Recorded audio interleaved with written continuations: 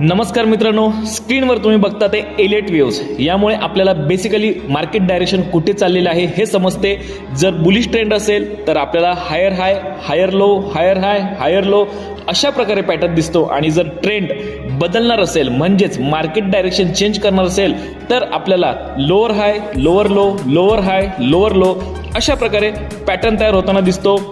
बऱ्याच ट्रेडर्सला एक प्रॉब्लेम येतो, सर लॉस खूप प्रचंड प्रमाणात होतोय आणि प्रॉफिट आमचा खूपच कमी होतोय.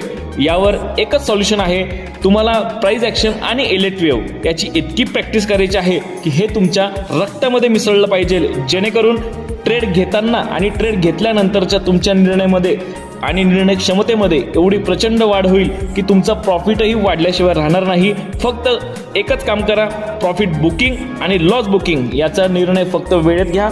जय हिंद, जय स्टॉक मार्केट.